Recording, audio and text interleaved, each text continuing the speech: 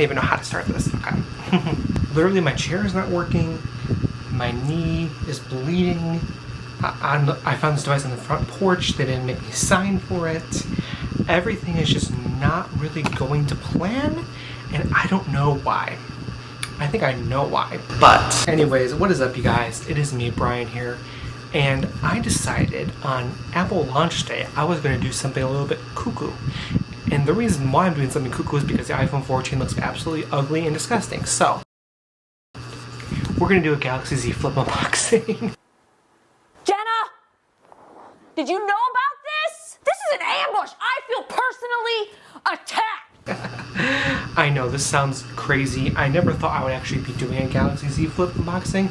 I did do a Galaxy unboxing this past December, but you know, that was just a cheap Galaxy just to mess around. But this is actually like, I'm actually putting my SIM card in this. This is actually from AT&T, so yeah, anyways, so to get this phone was a pain in the ass. I ordered it on the day you could. I didn't even pre-order it. I like ordered it the day it launched on like the 26th, I believe. I don't even know what day it was. I believe it was the 26th. I was going to do curbside pickup. Apparently they canceled my order right when I was halfway there, so that's lovely. And then I ordered it again, and I've had so many issues with them. I had to talk to AT&T support because they said they weren't going to ship it, and then tracking wasn't working properly. There's just a lot of hurdles. UPS dropped this off at my house, and they didn't make me sign for it while I was at home, while I was at class. So something is telling me that someone doesn't want me to upgrade to an Android. But we'll get into that. So this part is the unboxing. A week from now, I'm going to be doing an honest review of this device. So let's just get to the unboxing because I've been really impatient. I've been waiting for this thing all day, and literally my chair just keeps moving and it's driving me nuts. Okay. Anyways, here is the box. It's got some personal information on it, so I'm kind of not trying to show it, but here it is. It's very skinny. It's very thin. It just says Galaxy Z Flip 4 AT&T model. Take this. If it doesn't sound like I'm excited for this one, I am. I'm just exhausted, and I just got home from like an hour and a half commute from school, so I'm exhausted. I'm ready to get this thing open and get this thing started. So let's see it for the first time. Ooh, okay. Ooh, I almost saw it. Okay, all right. Here it is. I got my SIM card in there, so I'll show it to you later. Oh my god. Here it is, guys. Here it is. The Galaxy Z. Did I even say what it was? I'm unboxing the Galaxy Z Flip 4. That's how out of it I am for this unboxing. It'll be a lot better in post, I promise. But here it is. Look at it. Okay. Alright, so let's lift it out. Wow. Here it is. Oh my goodness. Okay. So, got a little peel. So, I guess I can just do that. Ooh.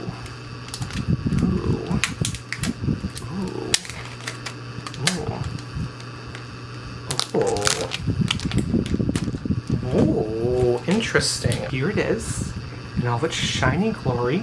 It's got all the shiny sides, and then of course the front of it. This phone is actually pretty much the exact same size as my 13 Pro Max, which is actually quite interesting. About the same like length of it, so that's pretty good.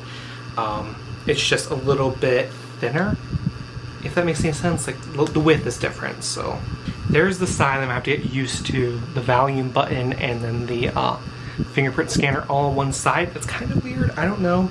And of course there is the crease. I think now it's time to do our first flip. So let's do a flip. Ooh.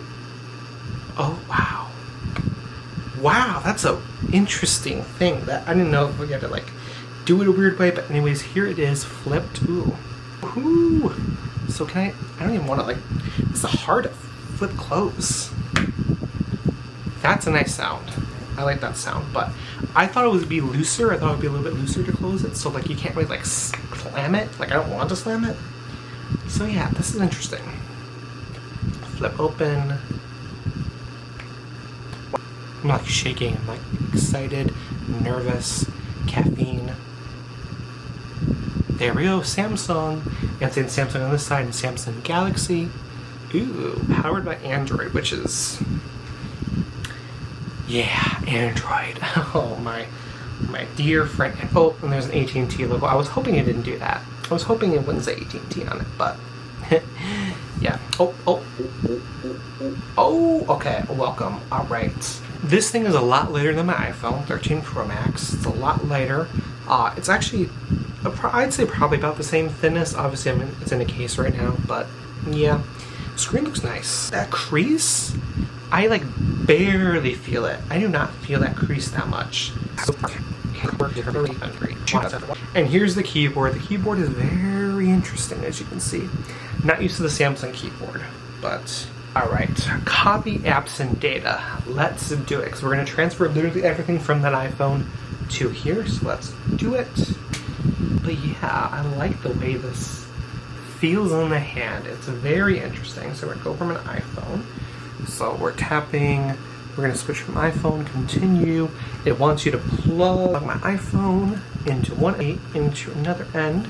Now, connecting to transfer your data. I didn't say this yet, but I'm not 100% sure I'm going to keep this. That is because I don't know if I like Android or not. I got this phone because I really like the flip concept. I'm very excited to test out the features. I'm very excited to test out how I like flipping open a phone and flipping it closed. But so far in the hand, it does feel very nice. I like how I can easily grip it with one hand. I feel like I can reach all corners of the display. I don't mind the hole punch. It's not that bad. Cannot connect. I've never had that happen before, so I guess you gotta charge. I gotta charge this phone's battery to 80%. It wants me to log into my Google account. All right. So hopefully I didn't skip over the fact where I want to transfer everything.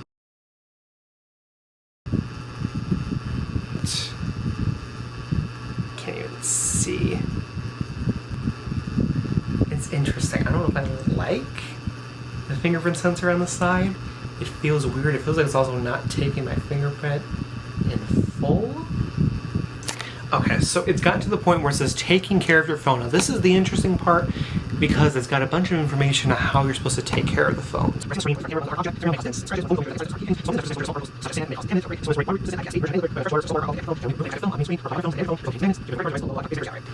You're all set up. That's an issue because I wanted to transfer all my information from my phone. So I might have to reset this thing up later and factory reset it. So we're going to finish.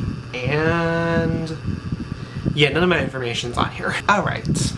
Okay, guys. I'm going to figure this out. I don't know why none of my information transferred.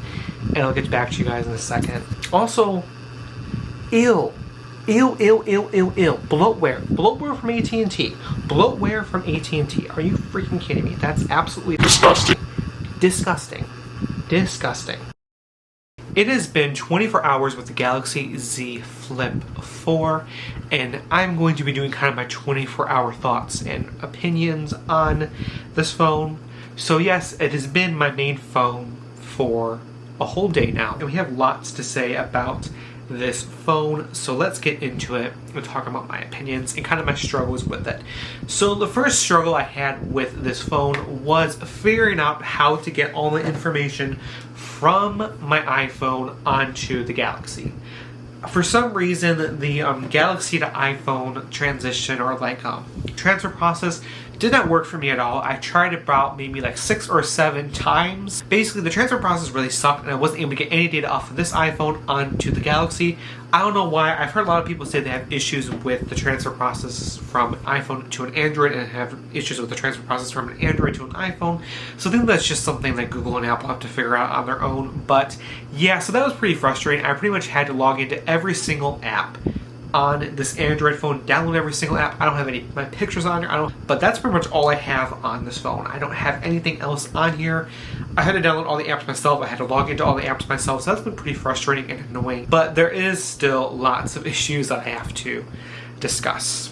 So let's get into it, shall we? So I have a full list of notes on the Z Flip to kind of discuss with you guys.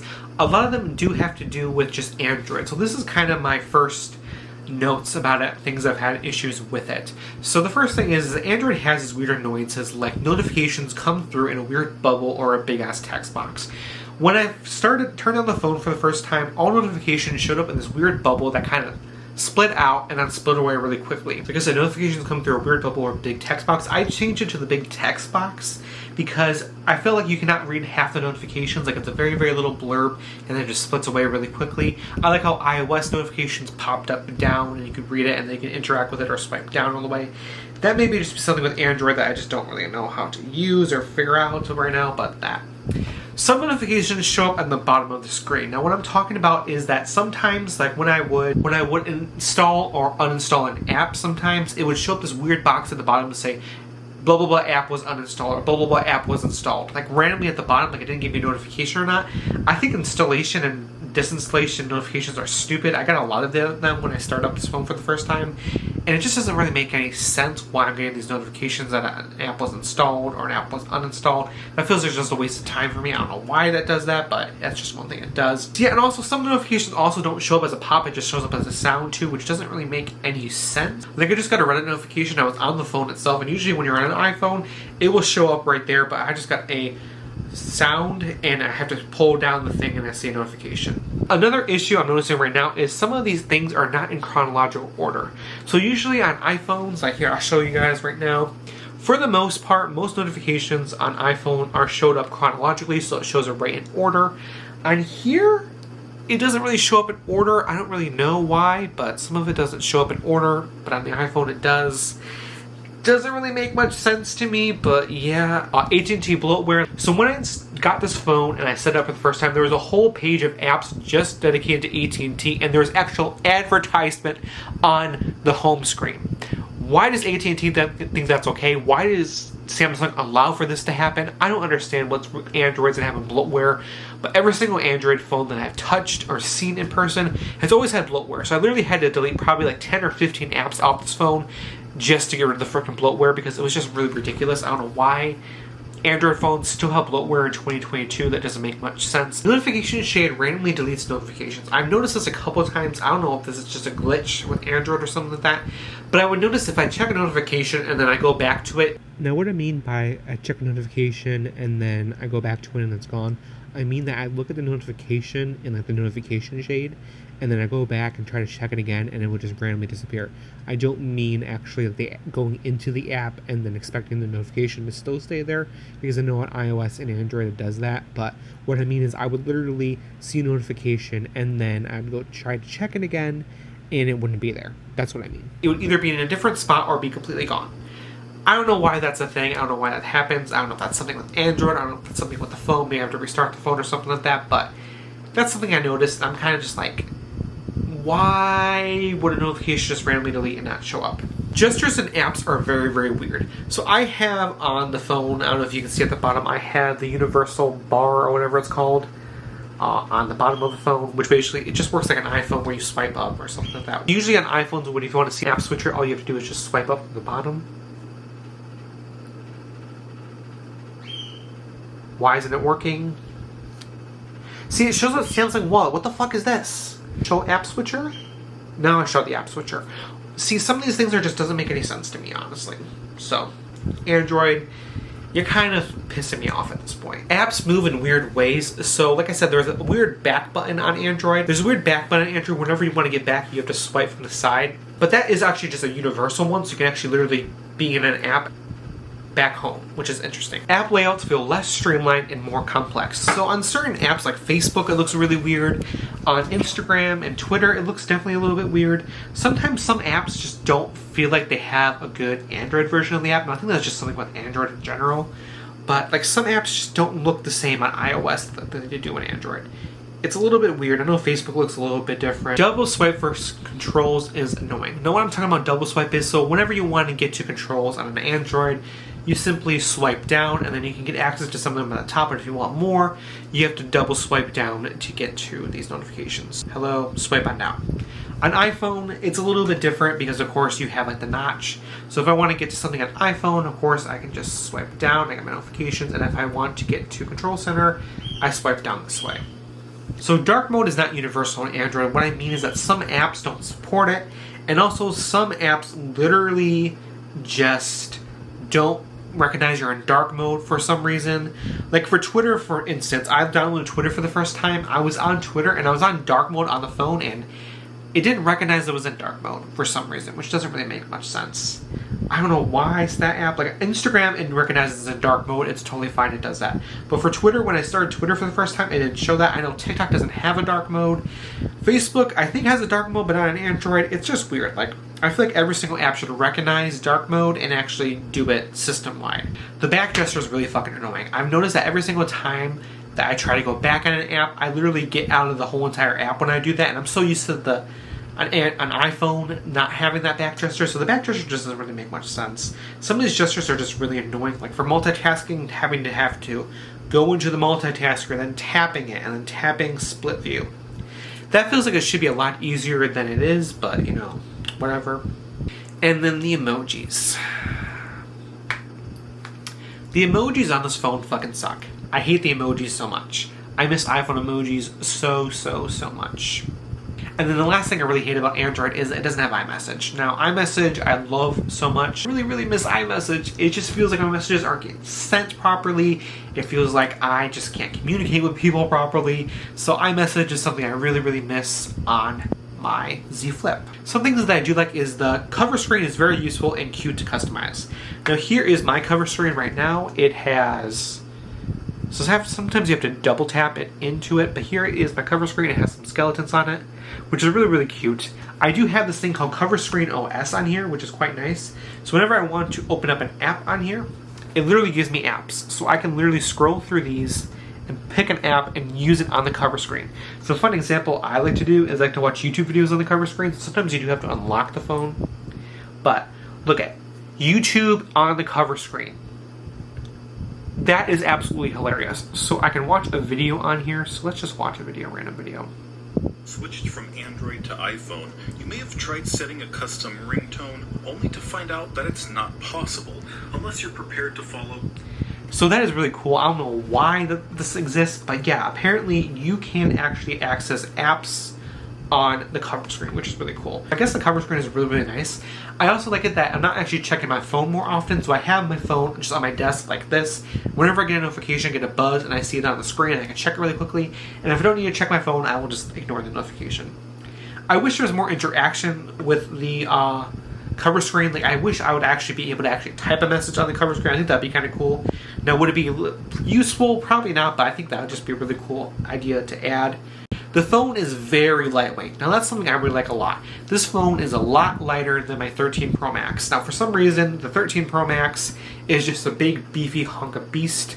This phone is a lot lighter. I do also like the aspect ratio on it. I feel like I can grip this phone easier than this phone. It feels a lot more comfortable in my hands. I also like that I can actually fold it and hold it like this, and whenever I'm taking a phone call, I can just talk like this. That is very interesting and unique. I also like how on the cover screen, I can take phone calls, so I can have phone calls directly on the cover screen. That's very nice. I like myself as well. The crease is noticeable and feels weird. So yes, the crease is definitely noticeable, and it definitely does feel a little bit weird. I showed that in my initial unboxing, but as you can see, I don't know if you can see right now, it is definitely noticeable in certain aspects. I know on darker screens you can see it a lot more easier than on lighter screens, but yeah, it's definitely noticeable. It's not going to go away anytime soon. The camera quality on the inner selfie camera is very mediocre. I'll show you guys a clip right now. Here is a front camera quality test. I'm in the bathroom right now because I was taking pictures on Instagram. Oh, jeez, this is just... How is this acceptable on a $1,000 phone in 2022? Oh... Samsung, do better. Just do better, Samsung. I'm sorry. Okay, so this is a test of the front quality. Not the front quality. This is the test of the back quality on the Z Flip 4. I am using it in the clamshell mode where it's literally just like folded in half. So I'm actually looking at it through the front screen, which is really cool. This is actually pretty cool. Now, if an iPhone had this, like if my iPhone now had this on it, I would use the back camera literally all the time. But the back camera is actually pretty good. I'll do some video tests today and just to see how it is. But yeah, this is kind of cool. So there we go. There you have it. This is just bad. Now we'll get into more of that in my later review and kind of like my overall thoughts and opinions when I decide if I want to keep this one or not, but we'll get into that later. In-app cameras are very hit or miss. Now I notice on Snapchat quality isn't that bad. It is not the best, but it isn't that bad. I will say on other apps, the quality is just really fucking horrible. Like on TikTok and Instagram, 24 hours with the Galaxy Z Flip 4. This is the back quality test on TikTok. Yeah, this is just bad. Even the back camera is really bad quality for some reason. I don't know why. I guess just Android apps are not really optimized for phones, but this is a Samsung phone, and Samsung is a very popular manufacturer. I just don't know why they can't optimize their apps.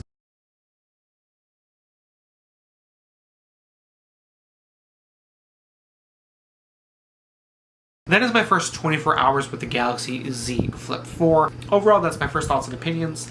I will say battery life on this phone is just not that good. Now, I did hear that Android takes a while to optimize their battery for some reason, but for right now, battery life on here is just, I feel like I have to charge it more often, which is kind of hit or miss, but I will say that I do like this. USB-C, fantastic, like it a lot.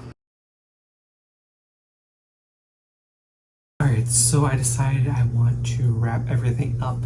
Remember when I said I was going to have this phone for a week?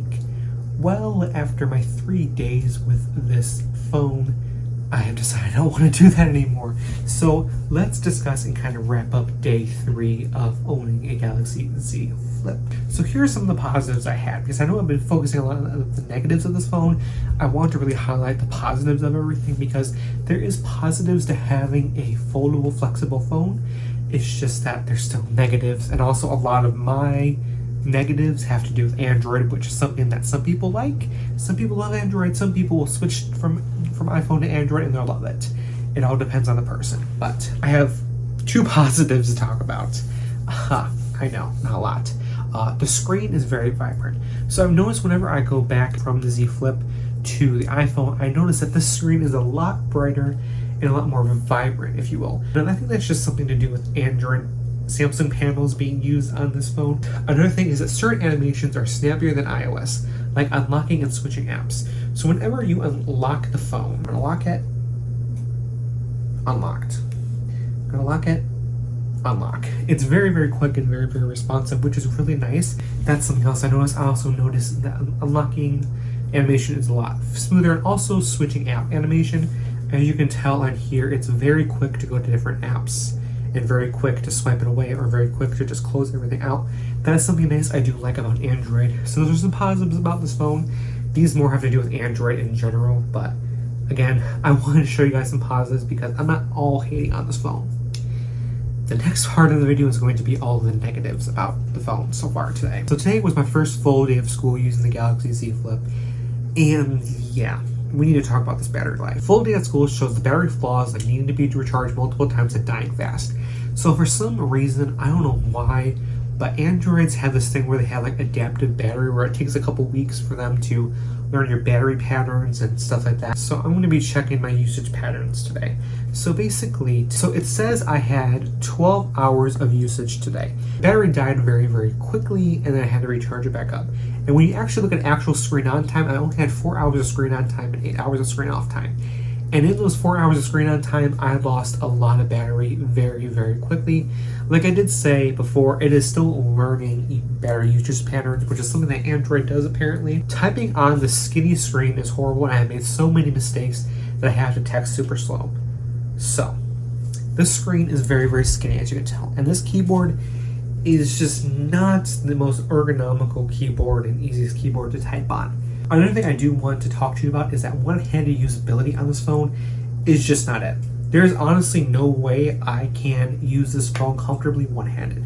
Like here, I'll try to demonstrate trying to open this phone. Like I have to like pry it open, and half the time I have to like use like a shirt or something like that to get this open all the way. But it's just one-handed usability on this phone is just not it. That's just something you have to know about these foldable phones, is that they're hard to open up one-handed. Front screen isn't always super responsive. So the front screen on here, I noticed that sometimes you have to like really like triple tap this thing just to get it going. You can swipe and all the notifications and stuff like that. Bluetooth music drains the battery a lot. So I had found a way to connect my AirPods to this phone, which has been really nice. This was able to use it for it, but for some reason, Bluetooth audio really drains this phone a lot. I've noticed like as soon as I'm listening to audio and I literally just have the phone closed and I'm listening to audio, my battery drains a lot, which is really weird. So now I've gone over the positives and negatives, let's give my overall review of things I like about this phone and kind of give you guys my closing thoughts of this device. Okay, so basically let's give my overall thoughts and opinions on the phone and give you some closing thoughts on this thing. So overall, I love the foldable part of the phone. I think multitasking and flex mode are a dream on here. It's really fun to be able to go into multitasking and open things up in split view. So like I just do a little split view thing on here. This is awesome. I love split view. It's just really cool and convenient to have two apps open at the same time. That is just super cool. Like I love that. That is awesome. I wish that would be something on the iPhone. Flex mode is also really, really cool. I love being able to fold this phone like this and be able to have something on the top and the bottom. I will show clips of flex mode working, but it's just really cool to also be able to watch YouTube videos like this. That is super cool. That is super convenient. Being able to prop this phone up when doing video lives and stuff like that and having to use a tripod is also super cool and super convenient.